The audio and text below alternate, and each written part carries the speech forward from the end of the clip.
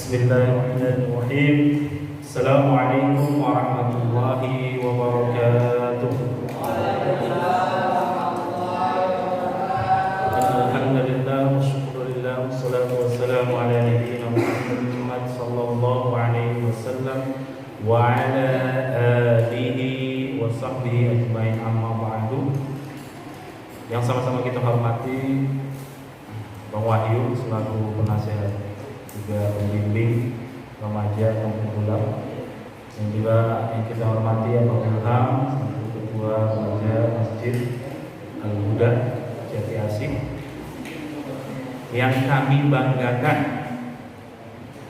selalu, insya Allah ridhoi langkahnya segenap para jamaah majlis ilmu ini, remaja kampung Bulan Jati Asih. Mari kita bersyukur kepada Allah guna untuk meningkatkan ketakwaan kita kepada Allah. Salah satunya adalah dengan cara bersyukur. La in syakartum la azidannakum wa la in kafartum inna adabi lasyadid. Ini kita ulang-ulang terus.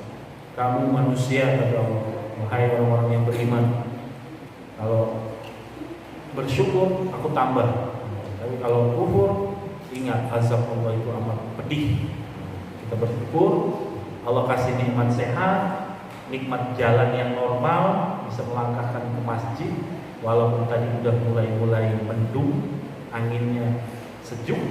Nah, walaupun berubah tempat tanpa mengurangi semangat kita untuk apa? Untuk menuntut ilmu. Ingat ya teman-teman, niatkan lillahi ta'ala. Kemarin kan sudah kami sampaikan, kalau niatnya kita menuntut ilmu dengan baik dan memang karena Allah, nanti seperti yang kami sampaikan di pertemuan sebelumnya. Ada kisah yang itu mana seorang penuntut ilmu, dia ketika dimasukkan ke liang kubur langsung terbuka itu raudhah min riyadil jinan, taman-taman surga, langsung dijemput oleh malaikat. Nah, tapi itu yang niatnya tulus karena Allah. Makanya selain bersyukur, niatnya juga tulus, bukan karena disuruh Bang Wahyu, bukan karena ada harimnya, bukan karena pengen main rebana, tapi niatnya karena Allah.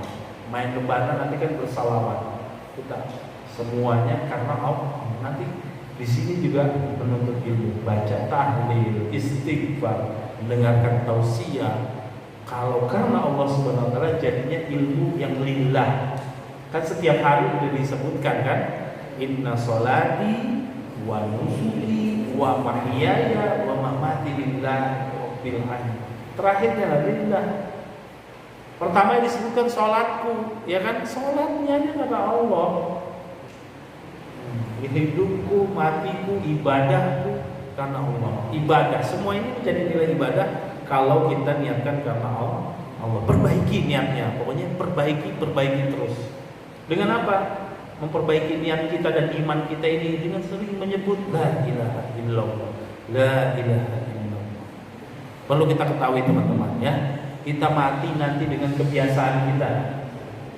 Maunya ngapain kebiasaannya? Baca Quran, baca tahlil, main game, buka status Facebook dan sebagainya. Tinggal pilih. Allah akan siapkan mati kita sesuai dengan kebiasaan yang kita cintai.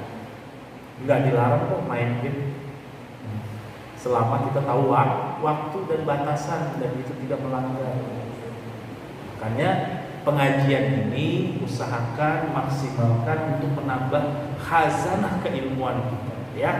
Jangan bosan-bosan. Setiap yang kita sampaikan langsung masuk, langsung dipraktekkan.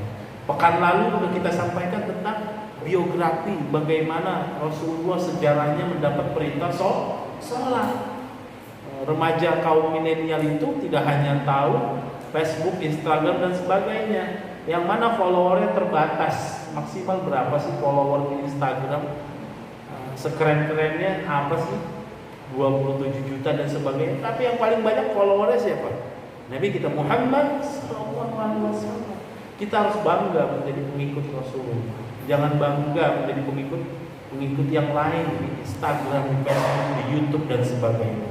Nggak dilarang, tapi Kita tahu jati diri kita apa? Kita ini seorang mukmin. Kita ini umat Nabi Muhammad. Kalau kita umatnya, followernya, pasti harus tahu, ya kan? Tahu followernya, pengikutnya, mengagumi si artis A dan si B, YouTuber A dan B, dari kebiasaannya dilihat, tanggal lahirnya dilihat, favoritnya apa, tahu. Lah itu aja yang manusia biasa aja kalian bisa. Kenapa Nabi Muhammad kita nggak bisa? Makanya kemarin, bukan lalu kita sampaikan supaya tahu ilmunya. Nabi Muhammad mendapatkan perintah sholat itu kenapa? Langsung, ya kan? Bukan melalui malaikat Jibril. Itu harus pengetahuan, ya. Langsung diundang oleh Allah ke atas langit dalam peristiwa Isra Mi'raj. Jadi harus tahu nih remaja kampung pulang memperingati Isra Mi'raj. Apa itu Isra Mi'raj? Nggak tahu apa ya. Jangan begitu. Itu adalah terjadinya peristiwa perintah sholat 5 waktu. Yang mana awalnya berapa? 50. Harus tahu, ya. Semuanya harus tahu. Itu sebagai review yang pekan lalu. Hari ini kami ingin menyampaikan bagaimana taatnya dan kehati-hatian seorang sahabat terhadap keluarganya. Nanti kita praktekkan di kehidupan kita. Kita dengarkan. Pasti pernah mendengar ketika Rasulullah setiap sholat subuh itu ada seorang sahabat ba'da salam, assalamualaikum warahmatullahi wabarakatuh. Hadzal rajul, lelaki ini, sahabat Nabi ini namanya Abu Dujana kurang lebih. Setiap habis sholat subuh tidak pernah atau sering Nabi Muhammad melihatnya atau tidak menemukannya setelah Nabi Muhammad berdoa. Jadi berdoa dipimpin oleh imam itu ada sejarah dan riwayatnya, ya. Berdoa setelah sholat, zikir, tahlil, berdoa dipimpin oleh imam itu ada ini. Dalam kisah ini sahabat Nabi yang namanya Abu Dujana, beliau setiap habis sholat subuh langsung assalamualaikum warahmatullahi wabarakatuh, assalamualaikum, pergi pulang. Sehari, 2 hari, 3 hari, Nabi Muhammad akhirnya penasaran. Ini kenapa nih sahabat kita setiap habis salam tanpa menunggu berzikir dan doa langsung pulang? Kira-kira apa? Apakah setiap hari kebelet ke kamar mandi? Enggak. Dia pulang. Diselidiki dan di hari selanjutnya beberapa hari kemudian setelah itu dipanggil oleh Rasulullah. Ya Abu Dujana, kenapa engkau setiap setelah salam sholat subuh berjamaah di masjid bersamaku, engkau langsung pulang tanpa menunggu selesainya aku berdoa untuk kita semua? Apa jawabannya? Bukan begitu ya Rasulullah. Aku pulang, kata Abu Dujana, aku pulang ke rumah tergesa-gesa untuk menenangkan keadaan. Aku berdampingan, bertetangga dengan seorang yang munafik. Munafik, tahu munafik? Kalau berbicara dia pasti berbohong, berdusta. Ya, ada 3 pokoknya. Salah satunya kalau berbicara pasti berbohong. Kalau dipercaya dia hianat. Kalau bersumpah dia juga nggak pasti bohong. Nah, dia kebetulan qadarullah, tetangganya Abu Dujana ini mempunyai pohon kurma yang besar, rantingnya melewati sampai ke depan rumahnya si Abu Dujana.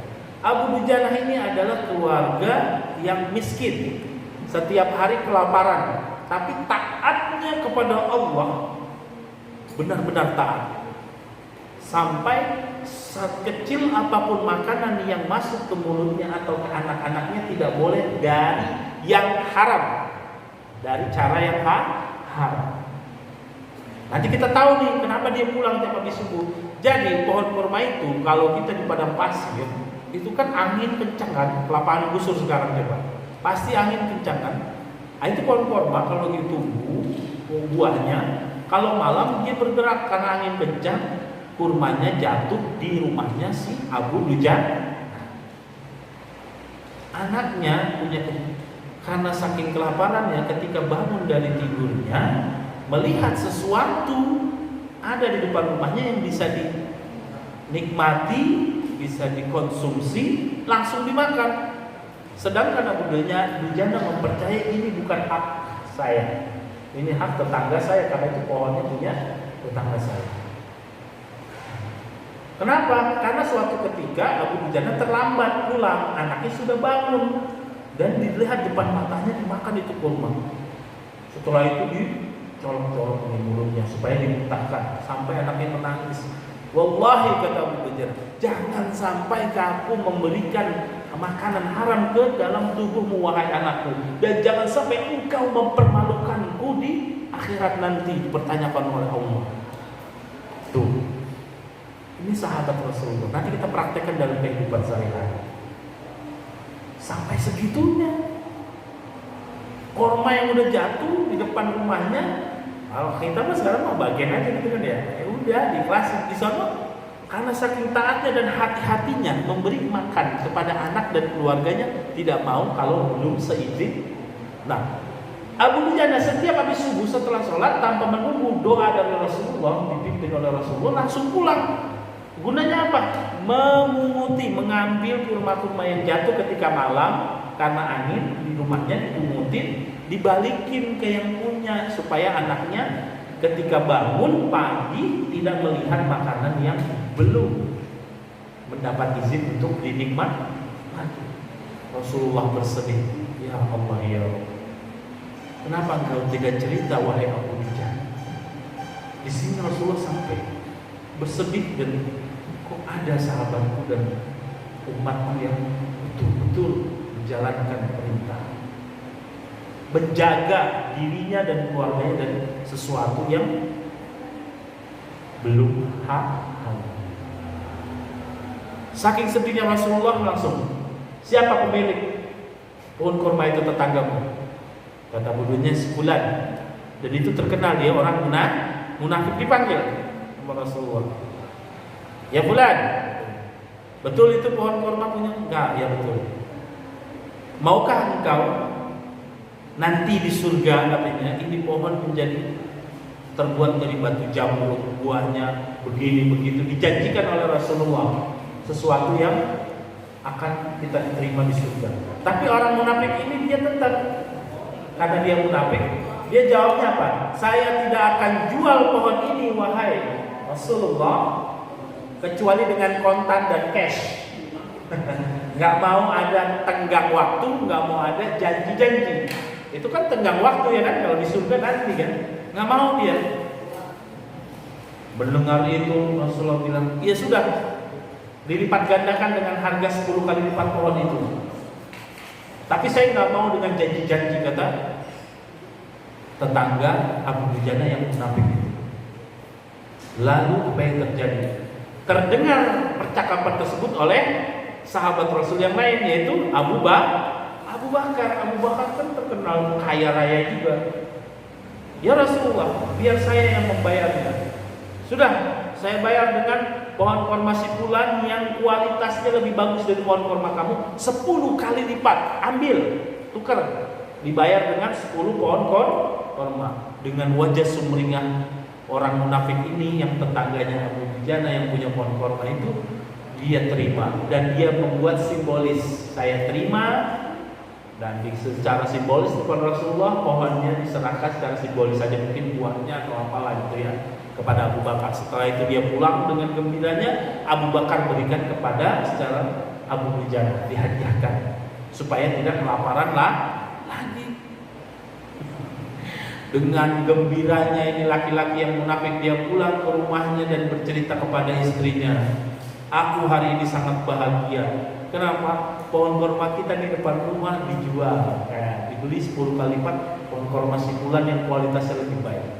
Nah, munafik itu licik ya, lebih berbahaya. Dan aku akan mengambil buah kurma ini sebelum dia menikmatinya. Jadi udah dijual, mau diambil lagi sama dia nanti. Udah betul-betul diambil, jadi dia nggak bisa. Datanglah malam, Ketika malam, tertidurlah orang munafik tersebut. Bangun-bangun pagi, pohonnya udah nggak ada. Zong. Kemana pohon kurmanya teman-teman? Kemana? Ada yang pernah baca kisahnya? Kemana Farhan? Pohon kurmanya kemana? Kalau kita jeli dengan kisah ini pasti paham. Pohon kurmanya kemana? Benar-benar hilang. Pohon kurmanya itu tiba-tiba pindah pagi-pagi, sudah di depan rumahnya sahabat Nabi yang miskin tersebut yang sering kelaparan, yaitu Abu Dujan. Apa pohon kurmanya dicabut? Mungkin nggak? Tahu kan pohon kurma? Pernah lihat kan di YouTube atau di sekitar Indonesia udah banyak kita lihat. Nyabut pohon jambu aja susah kan? Ini apalagi pohon kurma yang segede itu tuh, tiang masjid itu gedenya, bulat. Dan ini adalah mukjizat Rasulullah. Dengan kehendak Allah dan izin Allah, itu pohon kurma karena sudah sah ijab kabulnya, sudah pindah tangan ke Abu Bakar, jadi milik Abu Bakar, diserahkan ke Abu Dajana. Dengan kuasa Allah pindah itu pohon kurma, dan dia pagi-pagi sudah melihat kosong, seakan-akan di rumahnya, depan rumahnya tidak pernah tumbuh pohon kurma tersebut. Nah, dari kisah ini teman-teman bisa kita ambil pelajaran. Nanti kita semua yang hadir di sini, kalian remaja pemula pasti akan menikah. Yang laki-laki pasti akan menjadi kepala keluarga. Yang perempuan pasti jadi seorang ibu yang mulia dan soleha. Yang jadi kepala keluarga, berusahalah sebaik mungkin, semaksimal mungkin kita berikan nafkah, kita berikan makanan untuk anak istri kita dengan cara yang halal dan baik. Makan yang halalan, thayyiban, halal aja tidak cukup, tapi juga baik. Dari kisah ini, seorang Abu Dajana kelaparannya tidak membutakannya, walaupun secara ilmu usul fiqh itu ada Bang Taufik ya kalau belajar. Itu kalau udah lewat dari pagar kita, ada yang membolehkan ulama diambil tanpa izin kementerian, karena dia melewati batas hak tempat tinggal kita. Tapi kan zaman dulu mereka ada Rasulullah, bertanya langsung, tidak mau memberikan makan dari cara yang haram, yang belum diizinkan.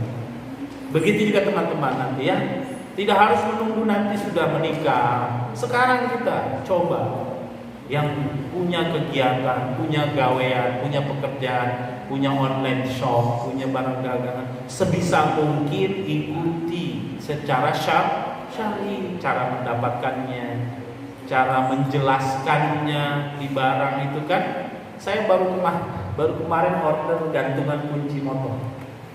Saya kira ini pedagangnya yang salah. Saya kira rupanya pas saya lihat, oh iya, memang di gambar tersebut tidak dijelaskan ada cantolan satu lagi, jadi harus beli 2 kali.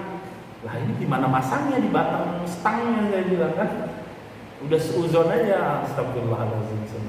Nah itu berdagang juga kita harus jelas dan detail. Ini barang begini dan begitu.